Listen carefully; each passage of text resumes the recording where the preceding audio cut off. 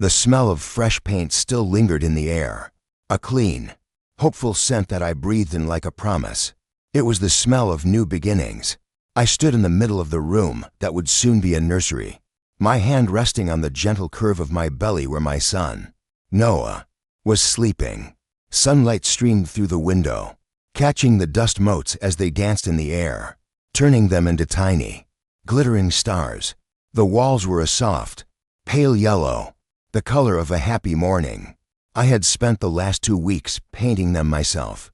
My world had become very small lately, and I loved it that way. It was the size of this 2-story house in a quiet Raleigh suburb, with its neat lawn and the sprawling oak tree in the backyard. It was the size of the garden I was tending, where the tomato plants were just starting to show fruit. And most importantly, it was the size of the future I was building. A future for me, for my husband Ben, and for our son. I picked up a fine-tipped brush, dipping it into a small pot of silver paint. On the wall opposite the crib, I was painting a mural, a gentle, smiling crescent moon surrounded by a spray of delicate stars. My hand was steady, a muscle memory from my old life, the one where I was Ms. Evans, the high school art teacher. I missed the kids sometimes, the chaotic energy of the classroom, but I had never for a second regretted my choice. When we found out I was pregnant, Ben and I had agreed I would take a break from work. I would focus on making our house a home. It was a role I slipped into with ease, with a joy that felt deep and true. My phone buzzed on the windowsill, playing the little chime I had set just for him. Ben. A smile spread across my face instantly. I carefully placed the brush down and wiped my hands on my paint-splattered overalls. Before answering the video call, his face filled the screen. Handsome and familiar, but tired. The lines around his eyes seemed deeper than I remembered. He was in his corporate apartment in Charlotte, the one the company paid for while he was managing this big construction project. The background was always the same, a beige wall, a generic piece of art. It was a place for sleeping, not for living. "Hey, you," I said, my voice warm. "How's my favorite husband?" He managed a smile. "Tired, but better now that I'm seeing my favorite girls." He always called me and my bump his girls, even though we knew it was a boy. It was our little joke. "He's a boy, remember?" I laughed, turning the phone around to show him my progress on the mural. "What do you think? The moon needs a little more shading, but the stars are almost done. It looks amazing." "Mia," he said, and I knew he meant it, but there was a slight delay in his voice, a distance that wasn't just the miles between Raleigh and Charlotte. His eyes seemed to be looking just past the screen. "You're so talented. Noah's going to love it." "I hope so," I said, turning the camera back to my face. I wanted to see him, to really look at him. "How was the meeting with the investors today?" "Long," he sighed, running a hand through his hair. "Really long. They're demanding, but it went well. I think we're still on track." That's my Ben, always getting it done. I tried to inject brightness into my voice, to send it through the screen and somehow reach him, to ease that weariness I saw etched on his face. "You'll be home Friday, right? Don't forget, we have that birthing class on Saturday morning." For a split second, something flickered in his eyes, a flash of, I wasn't sure, panic, annoyance. It was gone as quickly as it came. "Right, Friday. I'll do my best to get out of here at a decent time. Things are just crazy right now. Mia, this project is a beast." "I know," I said softly. "I know you're working hard for us. We appreciate it so much. Noah and I were just talking about what a great dad you're going to be." He smiled again, but it didn't quite reach his eyes this time. "Yeah, how are you feeling? Is the back pain any better?" We fell into the familiar routine of our nightly calls. I told him about my day, the mural, the trip to the grocery store, the neighbor's dog that got loose. He listened, nodding, but his responses were short. "That's nice, honey. Oh, wow. Sounds good." I felt like I was broadcasting my life into a void, and only a faint echo was coming back. I told myself it was just stress. This project in Charlotte was his big break, a chance to prove himself for a major promotion.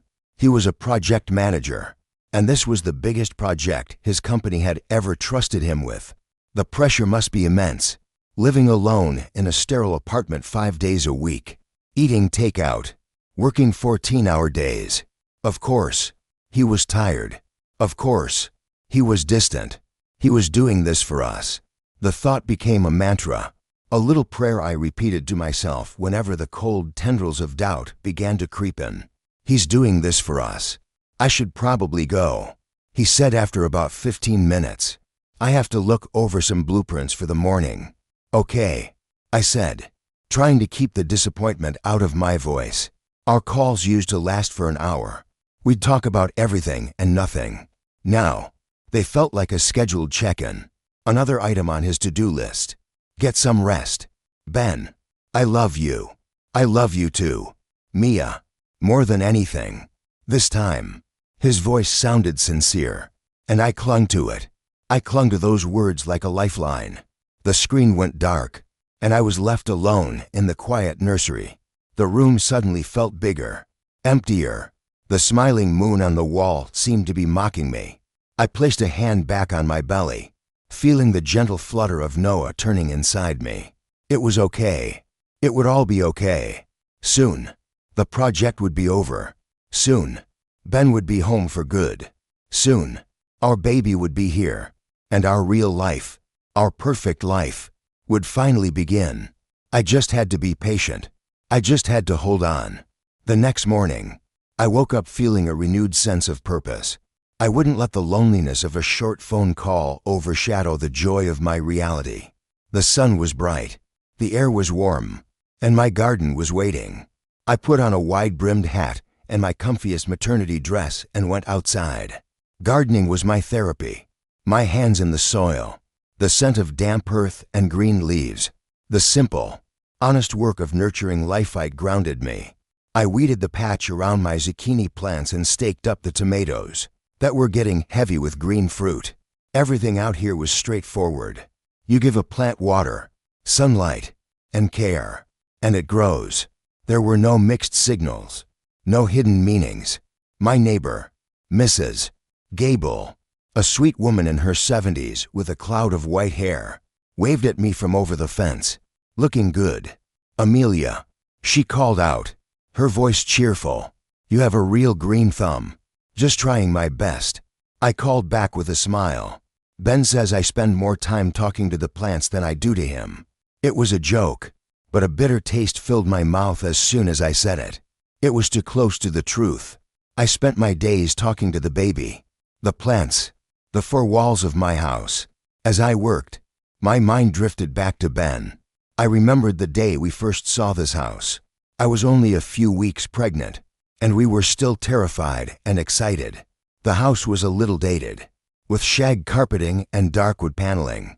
But we saw the potential. We saw the big backyard where our kids could play. We saw the extra bedroom that would be a perfect nursery. We can do this, Mia, Ben had said, wrapping his arms around me in the empty living room. We can make this our home. I'll work hard. I promise. I'll give you and this baby everything. He was keeping that promise. I knew he was. That apartment in Charlotte, the long hours, the stress, it was all part of the sacrifice. I felt a pang of guilt for my doubts the night before. He was shouldering all the financial burden while I got to stay home and paint murals and grow vegetables. He was the one who was really lonely. I was the one being selfish, resolved to be a better, more supportive wife. I spent the rest of the day making his favorite meal, a slow-cooked beef stew, so he could have a good, home-cooked dinner when he got back for the weekend. I packed it up carefully into containers to put in the freezer. It was a small gesture, but it was all I could do from 160 miles away. That evening, I waited for his call. 7 o'clock came and went, then 8. By 9, a knot of anxiety was tightening in my stomach. This was unusual, even on his busiest nights. He always called. I texted him, "Everything okay?" No reply. I tried to rationalize. His phone probably died. He was in a late meeting and couldn't step away. He fell asleep early from sheer exhaustion. I ran through every plausible scenario, anything to avoid the one that was lurking in the dark corners of my mind. Finally, at almost 10 o'clock, my phone rang. It was him. I snatched it up, a mixture of relief and irritation washing over me. "Ben," I was worried. "Is everything okay?" Yeah. "I'm sorry, Mia," he said. He sounded breathless, distracted. I could hear noises in the background music, the low chatter of other people. It didn't sound like an office. "Where are you?" I asked, trying to keep my voice even. "It sounds loud." "Oh, a few of us from the team just went out for a quick dinner," he said. "The investors were in town, and my boss kind of insisted. It was a networking thing. I'm sorry I didn't call earlier. It was all very last minute. A dinner with his team. It made sense, but why did it feel like a lie? Why did my heart start beating a little faster?" "Oh, okay," I said. "Well, I'm glad you got to relax a little. You must have been exhausted." I was proud of how calm I sounded. Supportive. Understanding. "Yeah, it was nice," he said, but his voice was distant again, as if he were speaking to me while his attention was somewhere else entirely. "Listen, I should go. It's loud in here. I'll call you tomorrow on my lunch break." Okay. "Ben, love you." The words were rushed. "I love you too," I whispered, but he had already hung up. I stood in the silent kitchen, the scent of the beef stew I had so lovingly prepared now seeming to mock me from the freezer. I put my phone down on the counter and stared at my reflection in the dark kitchen window. A pregnant woman, her face pale with a nameless fear. I saw the overbright colors of the nursery reflected behind me. My perfect world. My beautiful, carefully painted, perfect world. And for the first time, I saw a crack running right through the middle of it. A tiny, hairline fracture that I was suddenly terrified might be too big to fix. The next few days, I lived in a state of determined optimism. I told myself that the strange phone call was a product of my own hormonal anxiety. Pregnancy did strange things to a person. Everyone said so. It made you sensitive, prone to worry. I was probably overthinking everything. Ben was working hard. I needed to be a supportive partner, not a suspicious one. So, I threw myself into my routine with an almost frantic energy. I finished the mural, adding a final, shimmering coat to the silver stars until they seemed to twinkle. I organized every closet. I scrubbed floors that were already clean. I was building a fortress of domestic perfection, as if a tidy house could somehow tidy my anxious mind. When Friday arrived, I was buzzing with anticipation. He was coming home. Everything would feel normal again once he was here. Standing in the kitchen, his arms wrapped around me, his familiar scent of sawdust and clean laundry soap filling my senses. The distance would collapse. The doubts would evaporate. He had left a small pile of laundry from his last weekend home, and I decided to wash it so everything would be fresh for him. As I sorted the lights from the darks, I picked up the jacket he'd worn to travel back to Charlotte on Monday. It was a simple, canvas work jacket. I checked the pockets out of habit, a routine search for forgotten receipts or loose change. My fingers closed around a crumpled piece of paper in the breast pocket. I pulled it out, smoothing it on the lid of the washing machine. It was a receipt. My eyes scanned the details. The name of the restaurant was printed at the top in an elegant, looping script, The Gilded Sparrow. I'd never heard of it. Below that was the address, in Charlotte, and then the date, Tuesday evening, the very night he had called me late, the night he said his team had gone out for a quick dinner because the boss insisted. My breath caught in my throat. I read further. The list of items was short but specific. 2 orders of the pan-seared scallops, a bottle of Sauvignon Blanc, 2 desserts, the chocolate lava cake. My stomach twisted. This wasn't a quick teen dinner. This was an intimate, expensive meal for 2. The total at the bottom made my eyes water. It was more than we spent on groceries in 2 weeks. My mind raced. trying to find an explanation. Any explanation. That made sense. He was with a client, a very important client. He had to entertain them. But why would he lie about it? Why say it was a group thing with his boss? Why sound so secretive?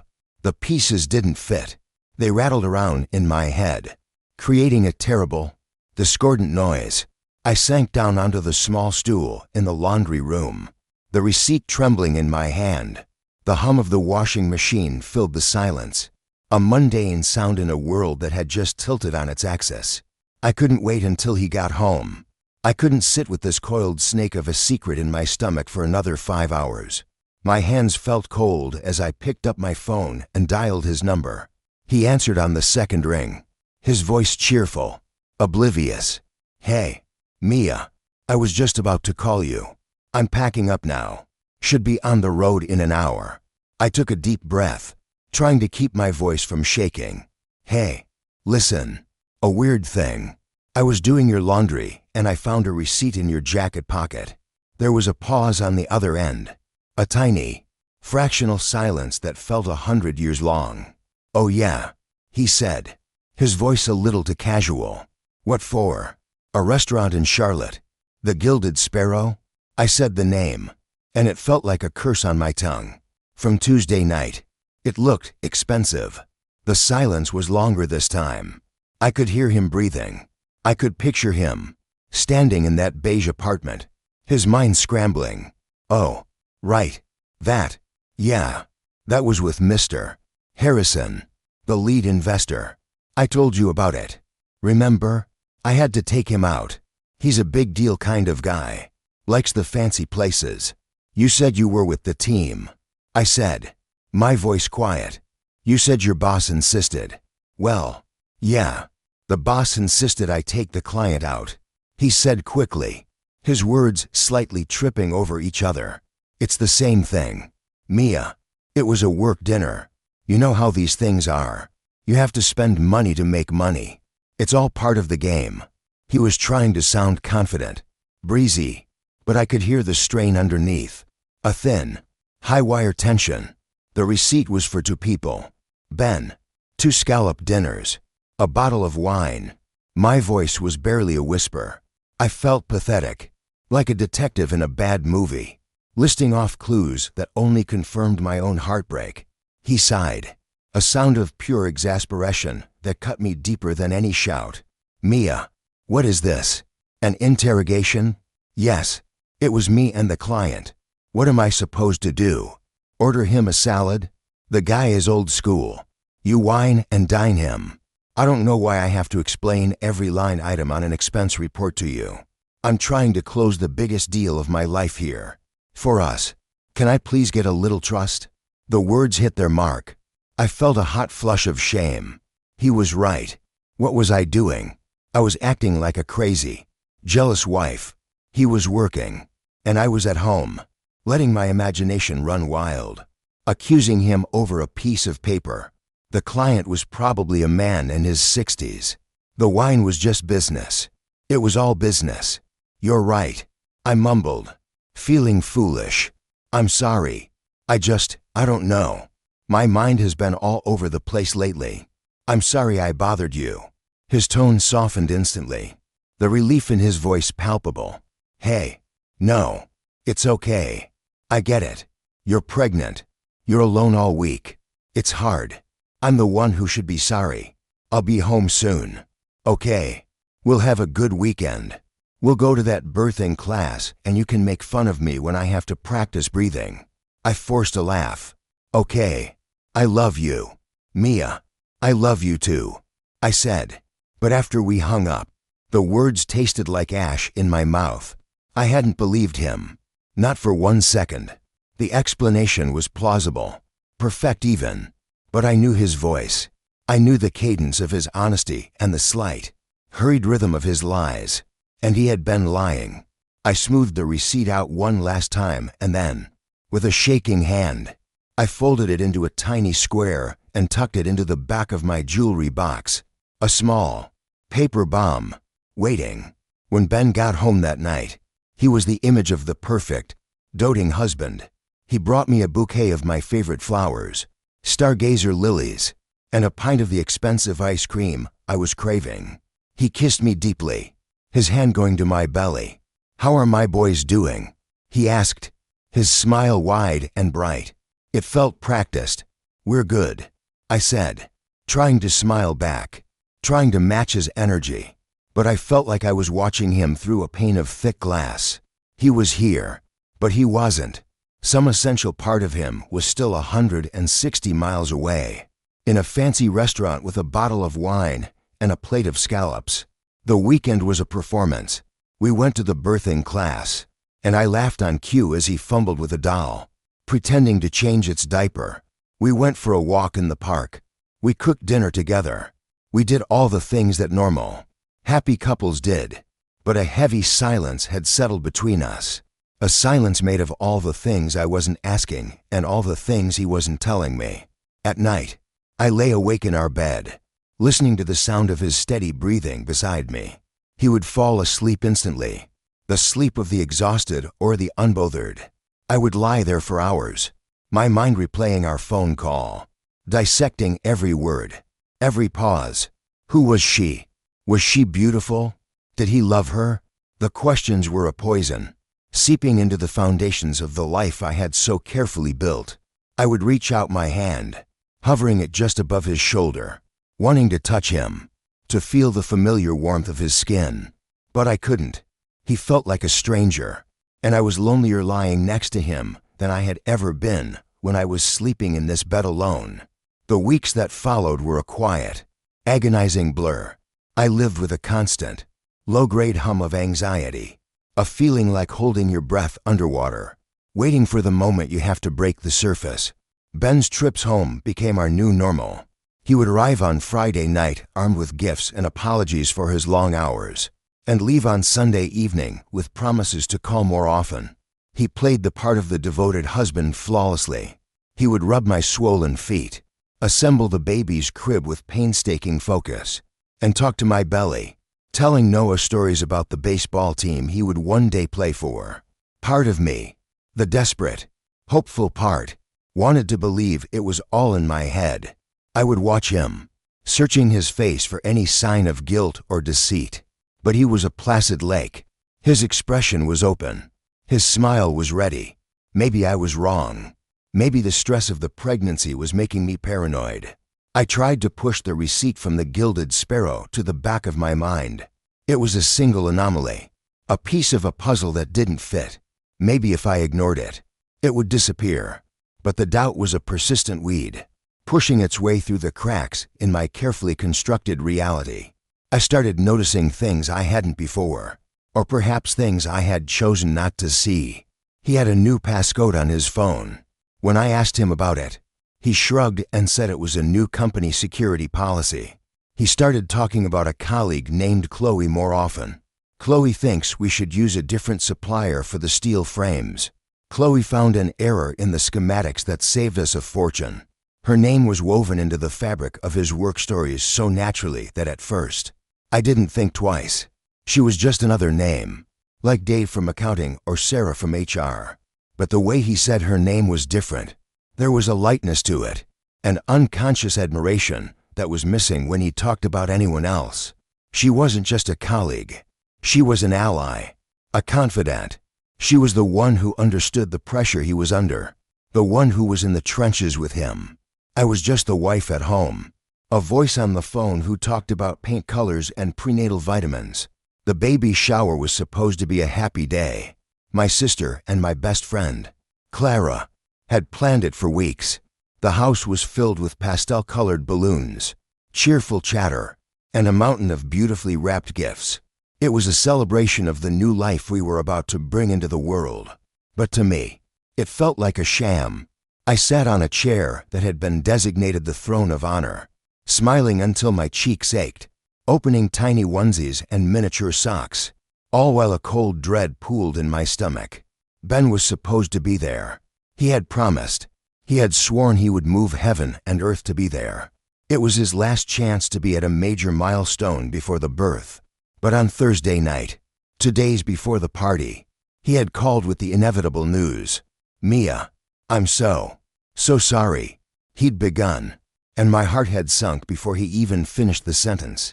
"The main contractor just walked off the job. It's a complete crisis. My boss is flying in from New York. I have to be here this weekend. There's no way I can leave." The excuse was so dramatic, so airtight, that I couldn't even argue. It was the perfect corporate catastrophe. I just murmured, "Okay, Ben, I understand." What else could I say? He was working. He was providing. This was his job. But as I sat there, surrounded by friends and family, unwrapping a diaper bag that Ben and I had picked out together, his absence was a physical presence in the room, a gaping hole in the middle of our supposed-to-be perfect life. Clara, who had known me since we were 5 and could read my moods better than I could myself, cornered me in the kitchen while I was cutting the cake. "You okay?" she asked, her eyes full of concern. She didn't buy my bright, brittle smile for a second.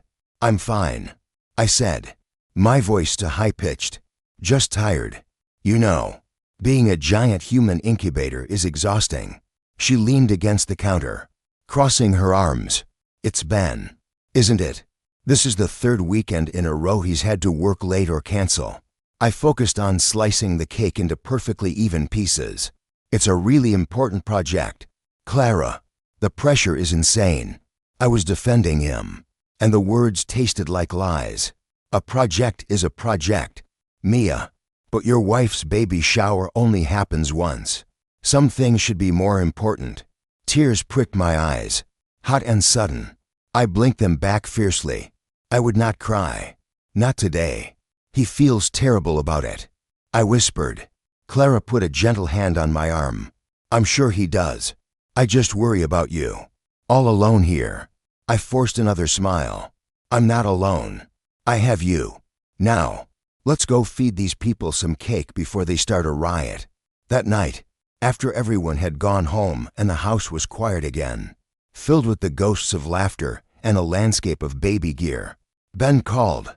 His face on the video screen was a mask of contrition. "How was it? Did you get lots of nice things?" I feel like the biggest jerk on the planet for not being there. "It was nice," I said, my voice flat. I was too tired to pretend anymore. I panned the camera around the living room, showing him the miniature cradle, the high chair, the stacks of books and clothes. "You were missed. I know. Baby, I promise. I will make it up to you," he said. His eyes looked sincere. For a moment, I almost believed him.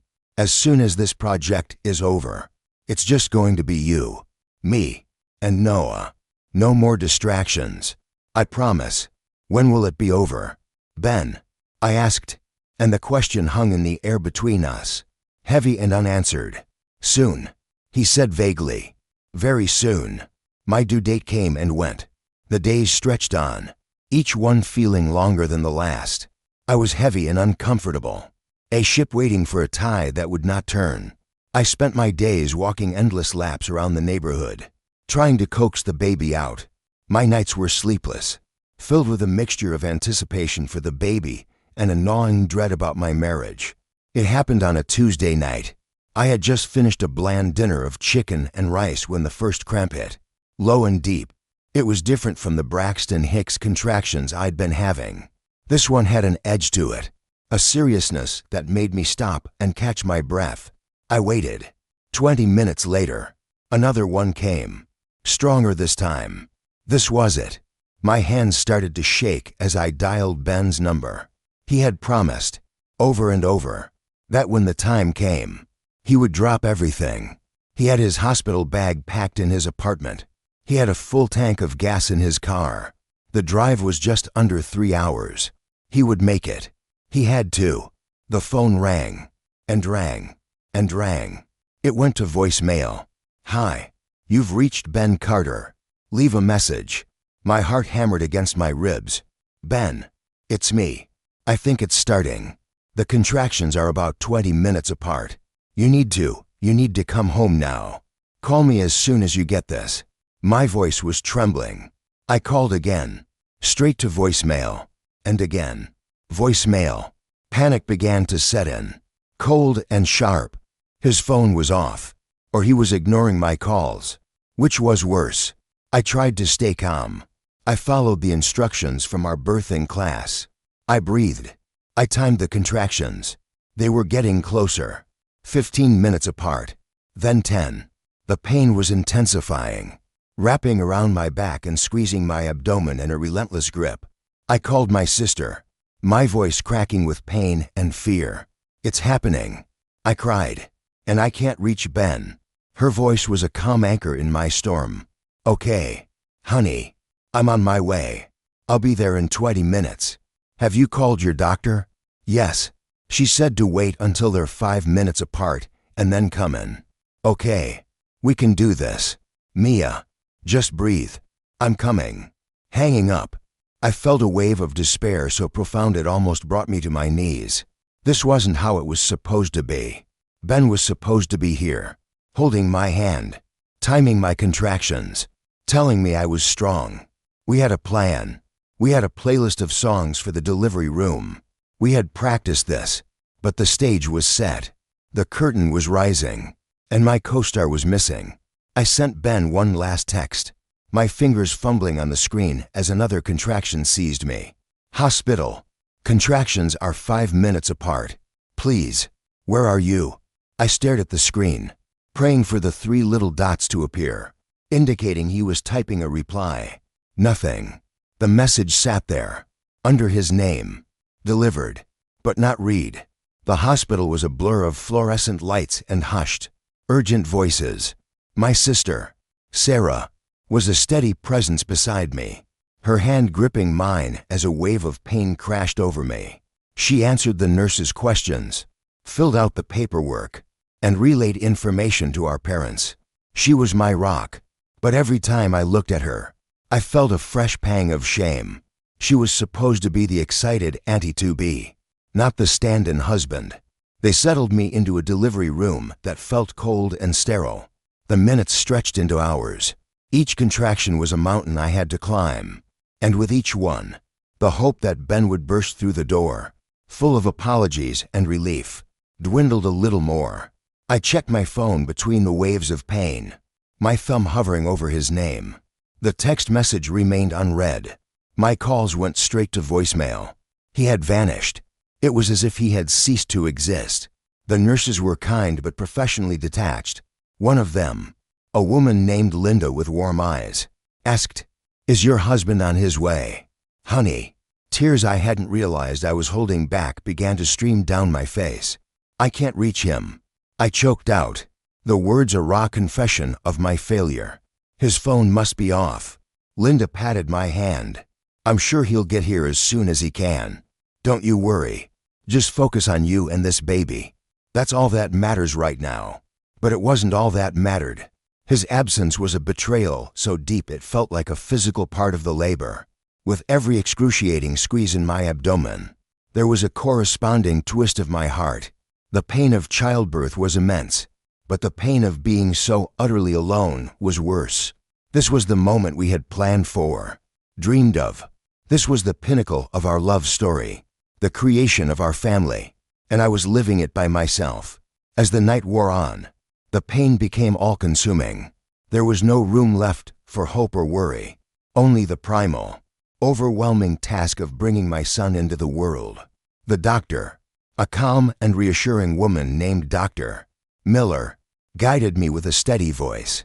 Sarah was there, whispering encouragement, wiping my forehead with a cool cloth, and through the haze of agony, I pushed through the pain, through the fear, through the heartbreak. I pushed for my son, and then, suddenly, the pressure was gone. It was replaced by a cry, a thin, reedy wail that was the most beautiful sound I had ever heard. "He's here, Mia," Dr.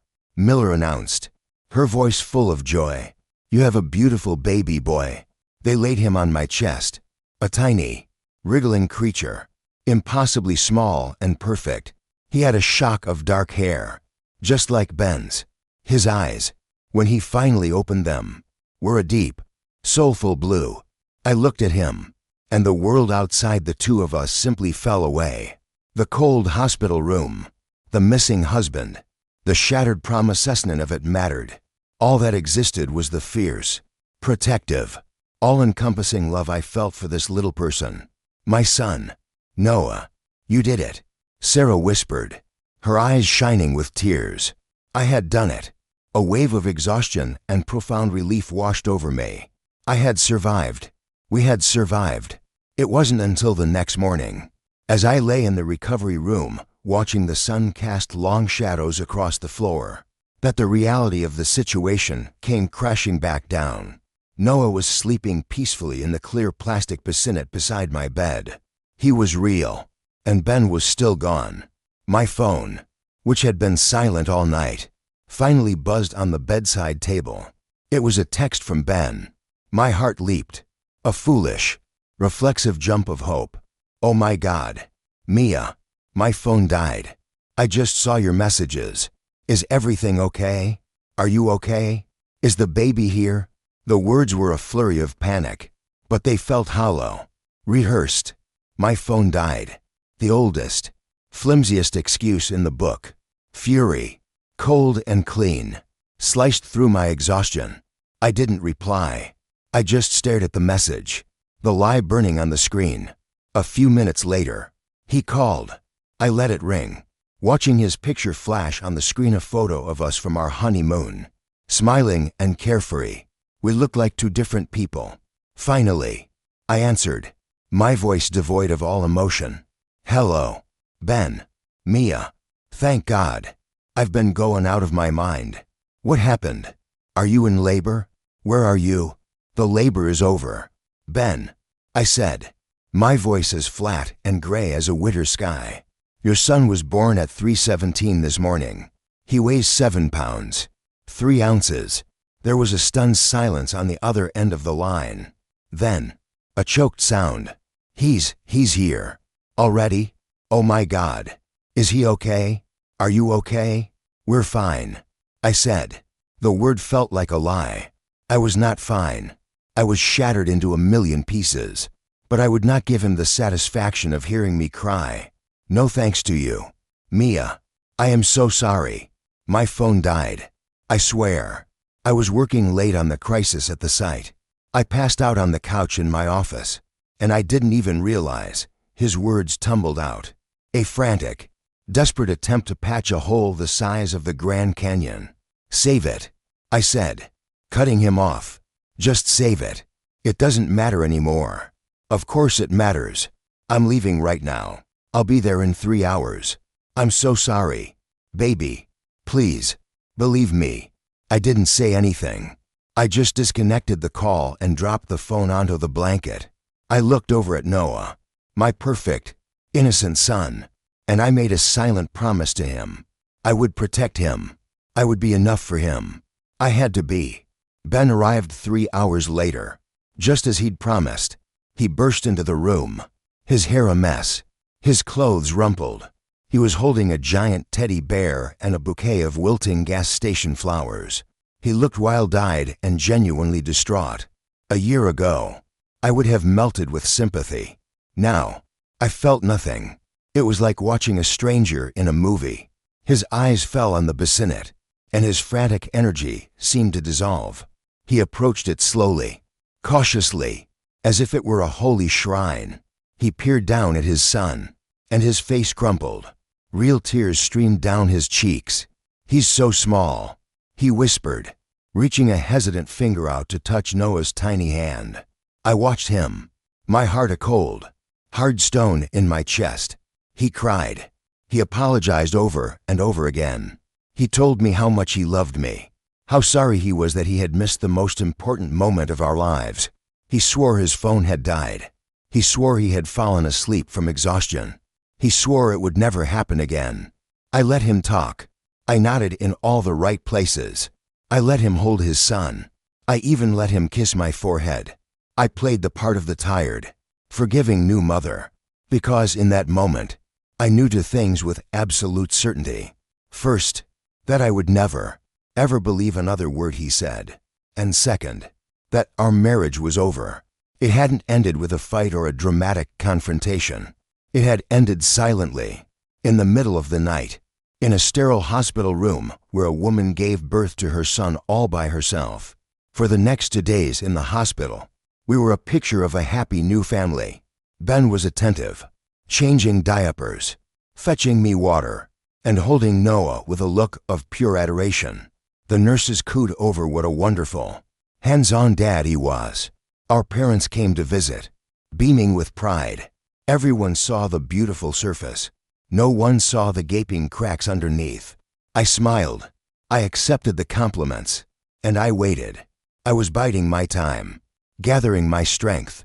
The fight was yet to come, but I knew, with a chilling certainty, that I was no longer fighting for my marriage.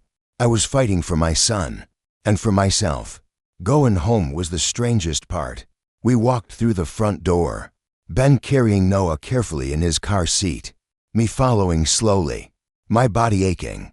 The house was exactly as I had left it, but it felt entirely different. The sunny, yellow nursery I had painted with so much love now seemed garishly bright, a monument to a naive dream. The whole house felt like a stage set for a play that had been canceled. We were actors going through the motions, reciting lines from a script that no longer made sense. Ben was a model of paternal devotion. He insisted on taking the night shifts, even though he had to drive back to Charlotte the next day. He would walk the floors with a crying Noah, shushing him gently, his voice a low, soothing murmur in the dark. He would look at me with eyes full of a pleading sort of tenderness, as if his good behavior could somehow erase the past few days. "Go back to sleep, Mia," he'd whisper. "I've got him. You need to rest." I let him. I lay in our bed, listening to the sounds of my husband caring for my son, and felt a profound and unsettling detachment. This was the life I had wanted, the partnership I had craved, but it was a lie. His kindness felt like a performance, his attentiveness a form of penance, and underneath it all, the silence between us grew heavier, thick with unspoken accusations and unanswered questions. The breaking point didn't come with a bang. It arrived in the quiet stillness of a Tuesday afternoon, 2 weeks after Noah was born. Ben had gone back to Charlotte, promising to be home for good in just a couple more weeks. I was exhausted, running on a chaotic cycle of 2-hour naps. Noah was fussy, and I was trying to soothe him, pacing the living room with him nestled against my chest. My laptop was open on the coffee table, a forgotten portal to the outside world. An email notification popped up on the screen. It was a shared photo album notification from a name I vaguely recognized, one of Ben's colleagues, from the Charlotte office. The subject line was, "Fun times at the Q3 project celebration." Curiosity, a cold and unwelcome companion, got the better of me. I clicked the link. A gallery of photos opened up. There were dozens of pictures of Ben's team, all smiling, drinking, and celebrating at a fancy bar. They all looked so happy, so carefree. And then I saw it. The picture was near the end of the album. It was a candid shot, slightly out of focus, taken in a dimly lit corner. Ben was in it. He was laughing, his head tilted back. A woman was standing beside him, her face turned up towards his. She was beautiful, with long, dark hair and a vibrant smile.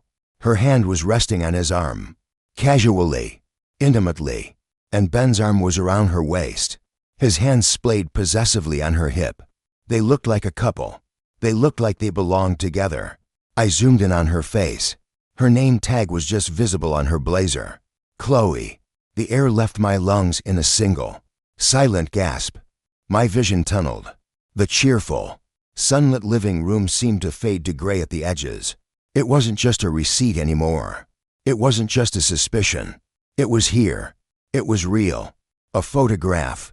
A single, damning frame that confirmed every fear I had tried so desperately to suppress. My blood ran cold. I looked at the date the photo was taken. It was the night Noah was born. The night Ben's phone had died. The night he had passed out from exhaustion in his office. He hadn't been in his office. He had been here, at this party, with her, while I was in agony, bringing his son into the world. He was laughing, his arm around another woman, A wave of nausea washed over me. I stumbled to the couch and sat down heavily. Clutching Noah so tightly, he let out a small whimper of protest. I loosened my grip, my hands trembling. I stared at the photo, memorizing every detail, the way her fingers curled around his bicep, the way his smile was just for her. The betrayal was so absolute, so monumental, that I couldn't even cry. I felt a strange, terrifying calm settle over me, the kind of calm that comes after a devastating storm. When the world is flattened and silent, I knew what I had to do. There was no more waiting, no more hoping, no more pretending. I waited until that evening. I fed Noah, bathed him, and rocked him to sleep in his pale yellow room. I laid him gently in his crib, watching the soft rise and fall of his chest. He was so perfect, so innocent. He deserved better than a life built on a foundation of lies. He deserved a mother who was whole, not one who was slowly being eaten alive by doubt and sorrow. I went back into the living room and sat on the couch, the laptop still open to that picture. I picked up my phone. I didn't call Ben. I didn't want to hear his voice, his lies, his excuses. I did something much simpler. I took a screenshot of the photo, and I sent it to him. I didn't add any words. The picture said everything.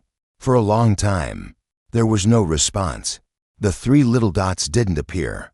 I imagined him seeing it.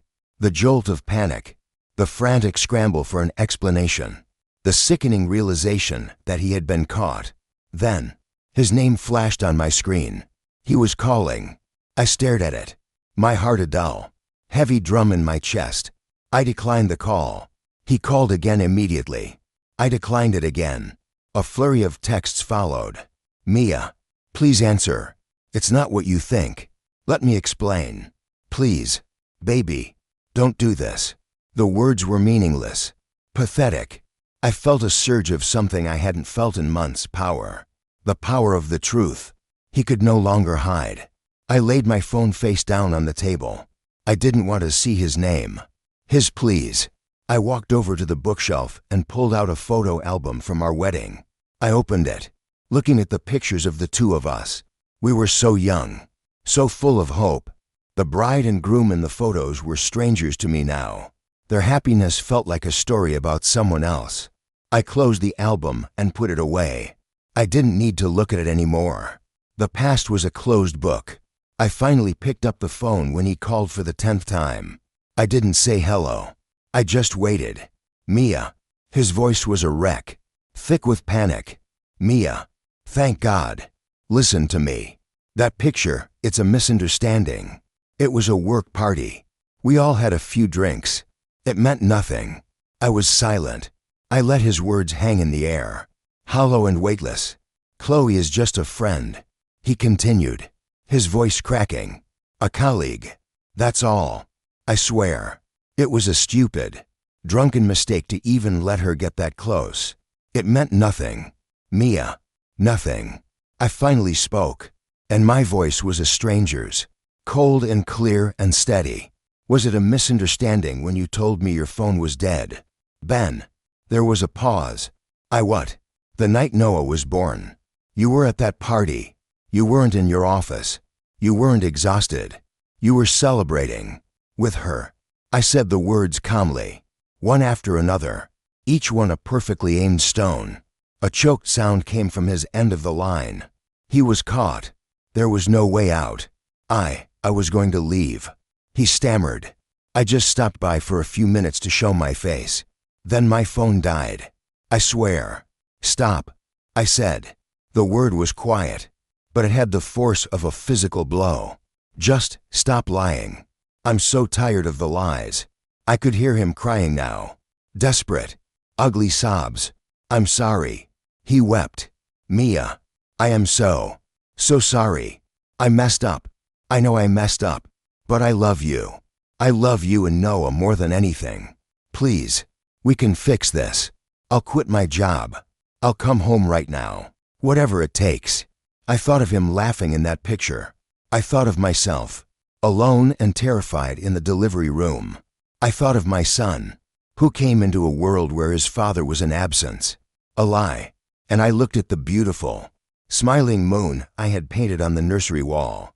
I had wanted it to be a symbol of peaceful dreams, but now it just looked lonely in a sky full of fake stars. Why? Ben, I asked, and the question wasn't angry. It was just empty. I just want to know why. He was silent for a long moment, the only sound his ragged breathing, and then he finally gave me the one thing he had left to give. The truth. I was scared. He whispered, his voice broken. I was terrified. Of being a father. Of the responsibility. Of not being good enough. And Chloe, she didn't need anything from me. It was easy. With her. I wasn't about to become a dad. I was just Ben. It was cowardly. And it was unforgivable.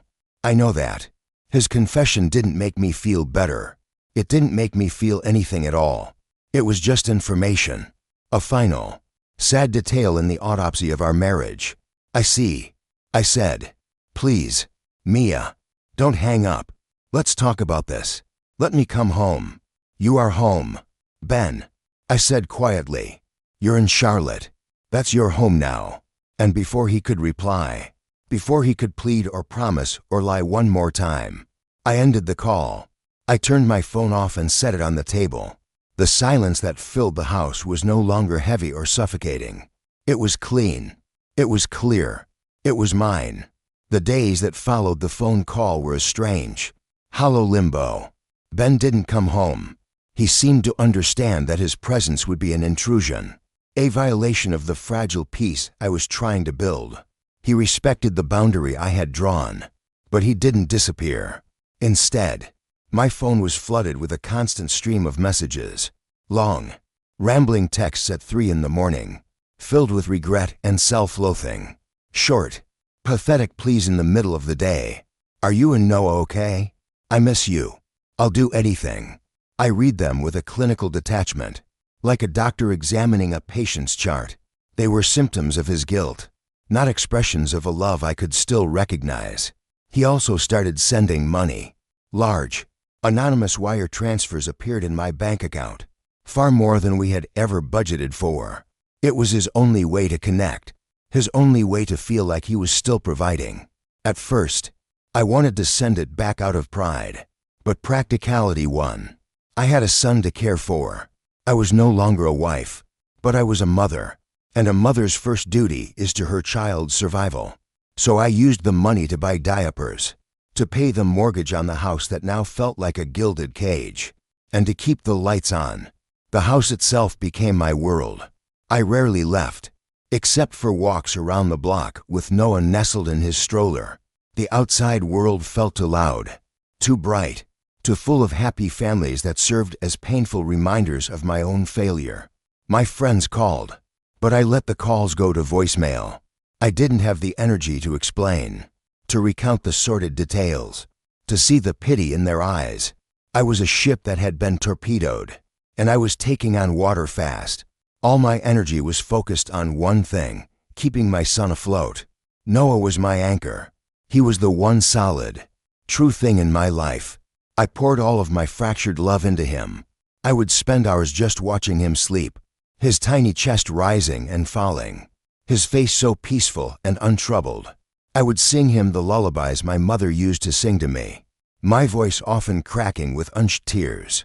In his deep blue eyes, I saw a future.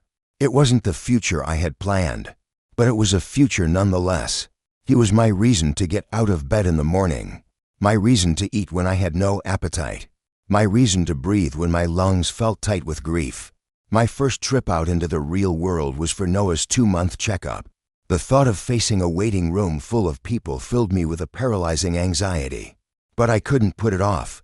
I dressed us both carefully, as if we were wearing costumes for a play called Everything is Fine.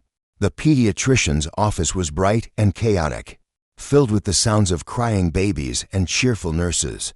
I held Noah close, my protective shield against the world.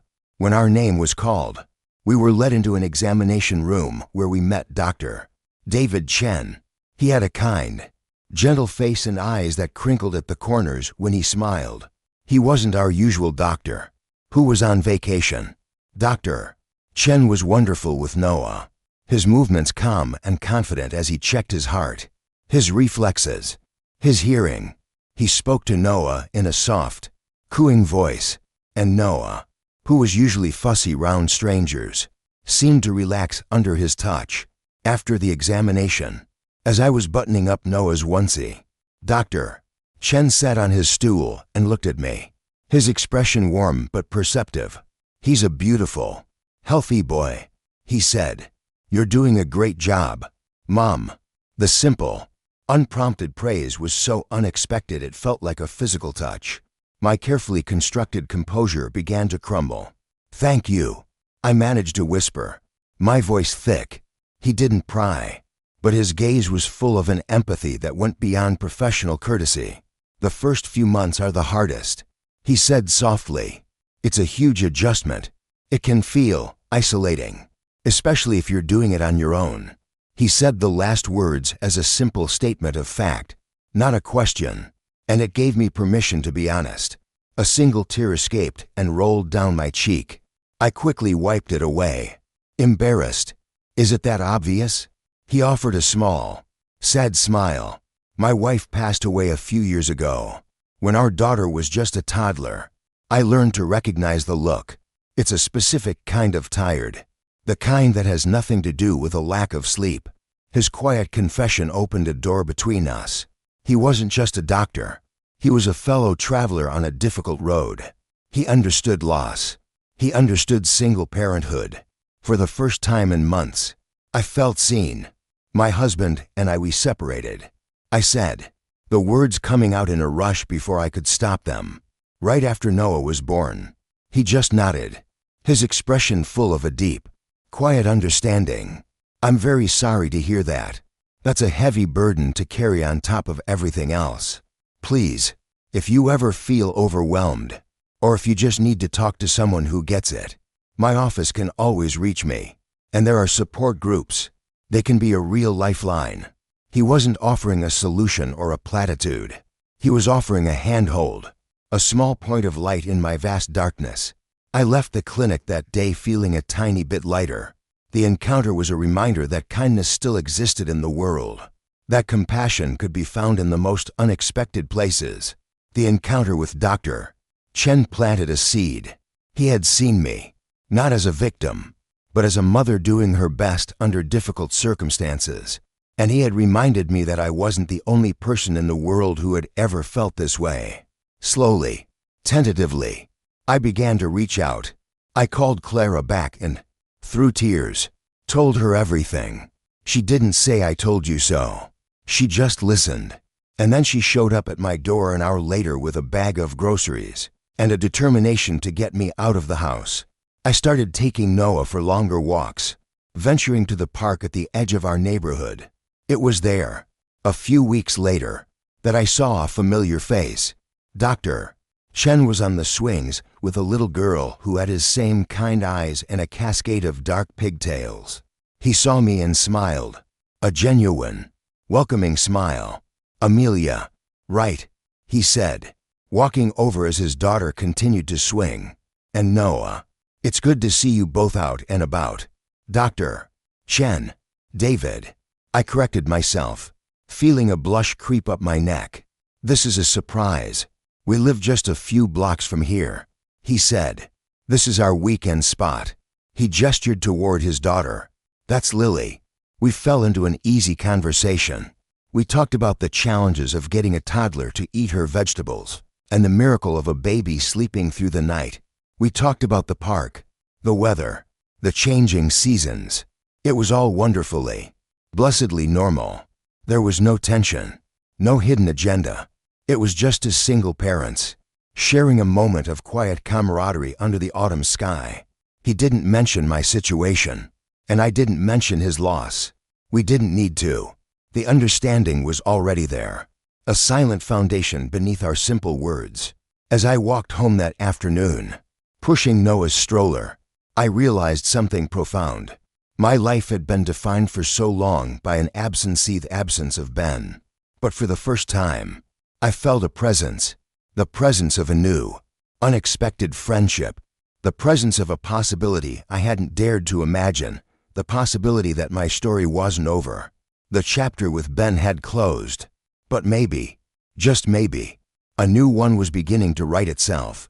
The friendship with David grew as the autumn leaves turned from green to gold and then to brown. Our meetings in the park became a regular weekend occurrence, an unspoken appointment.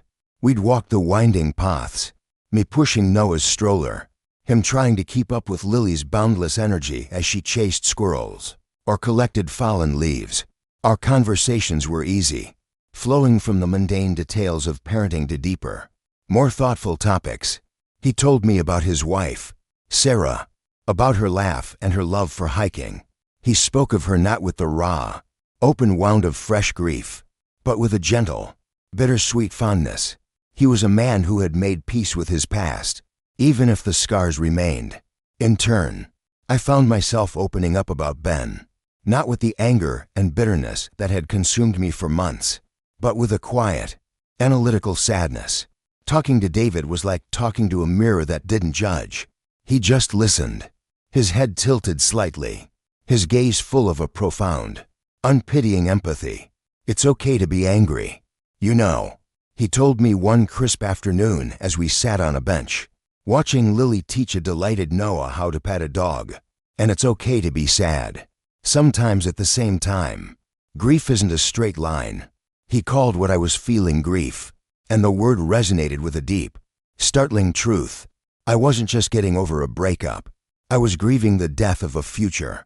I was mourning the man I thought I had married, the life I thought we would have. Naming it gave it shape, made it feel less like a formless, overwhelming fog.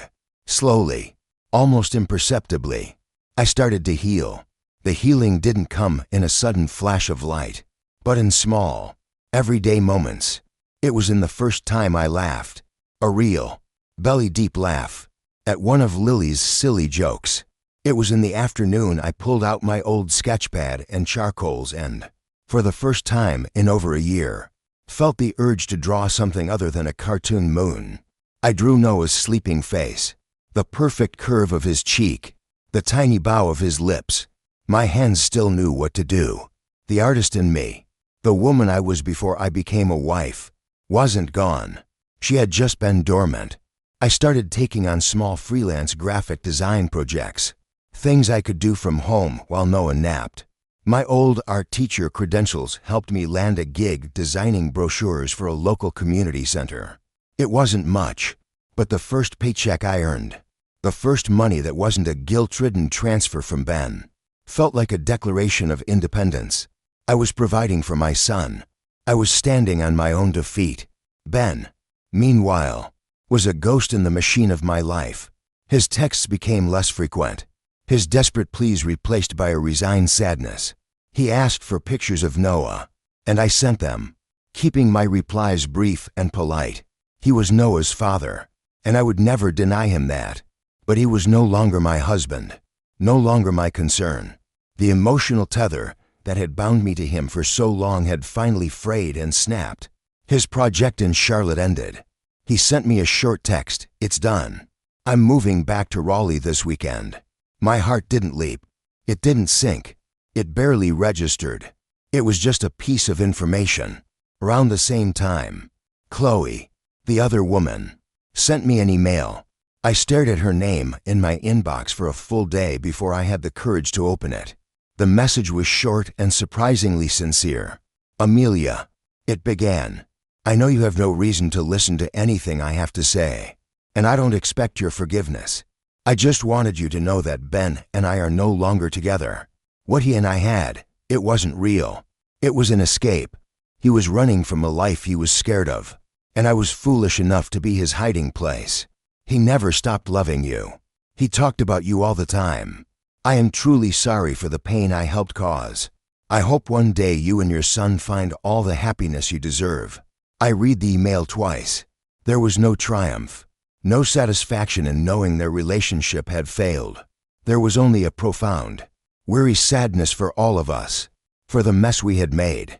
Ben hadn't been choosing her over me. He had been choosing an easy fantasy over a difficult reality. And in the end, reality always wins. I deleted the email and didn't reply. Her apology was for her, not for me. My peace didn't depend on her words. A week later, Ben asked if he could see Noah. It was the first time he had asked to see him in person since he'd moved back. I hesitated, then agreed. We decided to meet at the park, neutral territory. When I saw him walking toward our bench, my breath caught. He looked diminished. He had lost weight, and the confident, easygoing swagger he once had was gone, replaced by a hesitant uncertainty. He looked older, tired, and deeply sad. The anger I once felt was gone, replaced by a strange, distant pity. He didn't try to hug me. He just gave me a small, pained smile. "Hi, Mia." "Hi, Ben."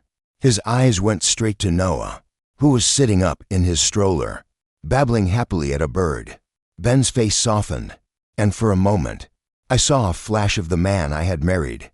The love he had for his son was real. It was perhaps the only real thing left between us. "Can I?" he asked, his voice thick. I nodded, unbuckling the stroller. He lifted Noah out, holding him with an awkward tenderness, as if he were made of glass. He just stood there for a long time, looking at his son's face, his own expression a mixture of awe and profound regret. "He has your eyes," Ben whispered. "I know," I said quietly. We spent an hour like that. He played with Noah, pushing him gently in the baby swing, making silly faces that earned him a gummy, drooling smile. I watched them from a distance, a gatekeeper to a life he had forfeited. He was a good father in that moment. He was present. He was loving. But he was a visitor. This was my life, Noah's and mine. He was just passing through. Before he left, he turned to me, his eyes pleading. "Mia, I know I have no right to ask you for anything, but I've been going to therapy. I'm trying to figure myself out, to understand why I did what I did. I'm not asking for you back. I know I destroyed that. I'm just asking for forgiveness and for a chance to be a real father to our son." I looked at him, the man who was both a stranger and the most familiar person in the world to me.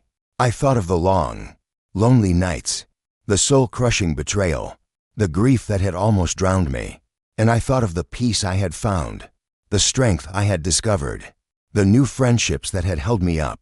Forgiveness, I realized, wasn't about him anymore. It wasn't about letting him off the hook. It was about letting myself go. "I forgive you, Ben," I said, and the words felt lighter than I ever imagined they could. They weren't a gift I was giving him. They were a weight I was setting down, a heavy suitcase I had been dragging behind me for almost a year. "I forgave you a while ago, I think, not because you deserved it, but because Noah and I deserve to live without the anger. We deserve peace." Relief washed over his face, so profound it was almost painful to watch. Tears welled in his eyes, but he blinked them back.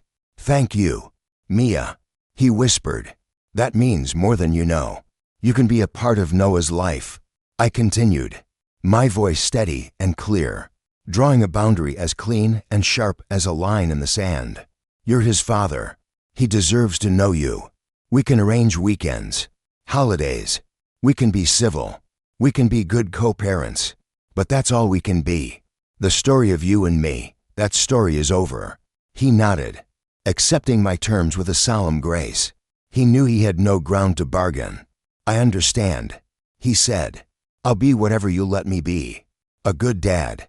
I promise. I won't let him down again." He handed a sleeping Noah back to me, his fingers brushing mine for a fleeting second. There was no spark, no ghost of the old connection. It felt like touching a stranger. He watched as I carefully buckled Noah into his stroller. Then, with one last, long look at his son, he turned and walked away. I didn't watch him go. I turned the stroller around and started the walk home, toward my future, not away from my past. The months that followed settled into a new kind of rhythm, a new definition of family. Ben was true to his word. He became a consistent, reliable presence in Noah's life. Every other weekend, he would pick him up, and I would watch from the window as my son's face lit up at the sight of his dad. He sent photos from their adventures at the zoo, the science museum, the local duck pond. He was building a new relationship with his son, one brick at a time, and I was grateful for it. Our interactions were polite, focused entirely on Noah's well-being. We were business partners in the most important venture of our lives. The passion and the pain were gone, leaving only a quiet, functional respect. My life, meanwhile, was blooming in ways I never expected. My freelance design work grew, and I converted the spare bedroom one I had once imagined would be a playroom into a small, sunlit studio. It was my space, filled with my art, my ideas, my ambition. I was no longer just a mother. I was a creator, a business owner. I was Amelia Evans again. And then there was David. Our friendship deepened through the winter. A slow, gentle thaw. We helped each other through the small crises of single parenthood, last-minute babysitting, fevers in the middle of the night, advice on toddler tantrums. His daughter, Lily, and Noah became inseparable. A tiny, giggling duo. He and Lily became a part of my weekend routine, as familiar and comforting as the morning sun. One evening in early spring, he invited the three of us over for dinner. It was the first time I had been to his house. It was warm and lived in, filled with Lily's artwork taped to the fridge and stacks of books on every surface. It felt like a home.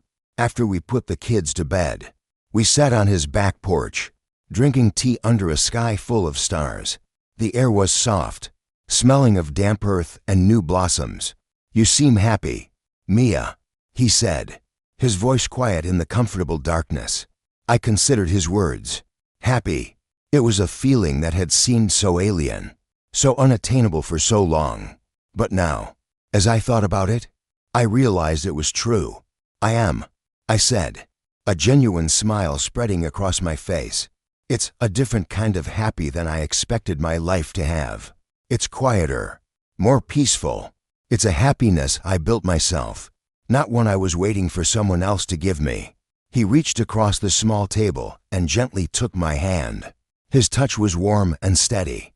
It wasn't a gesture of possession or passion, but of simple, profound connection. "That's the best kind of happiness there is," he said. We sat there in silence for a while, his hand holding mine, the stars watching over us. There were no grand declarations, no dramatic promises. There didn't need to be. We were two people who had navigated the wreckage of our pasts and found our way to this quiet shore. We knew that love wasn't about perfect beginnings, but about the courage to start again. The next morning, I was in my studio, sketching out a new logo design. Sunlight streamed through the window, illuminating the dust motes dancing in the air, just as it had in the nursery on that day that felt like a lifetime ago. But they no longer looked like tiny, glittering stars of a fragile dream. They were just particles of light, illuminating the real, tangible world around me. Noah, now a sturdy toddler, was playing on a mat on the floor, happily stacking wooden blocks. He would build a tower, watch it tumble, and then, with a determined giggle, he would immediately start building it again. I smiled, watching him. We were both builders, my son and I, rebuilding from the rubble. My phone chimed. It was a picture message from David, a photo of a single, perfect rose from his garden, dew-covered and glowing in the morning light. The caption was simple, "Good morning." I looked from the rose on my screen, to my son on the floor, to the work spread out on my desk. My heart felt full, not with the frantic, anxious love of my past, but with a deep, calm, and steady sense of gratitude. The cracks in my life had not been erased. The scars were still there, but I finally understood. The cracks were not the end of the story. They were just the places where the light got in. And my life, once plunged into darkness, was now, finally, full of light.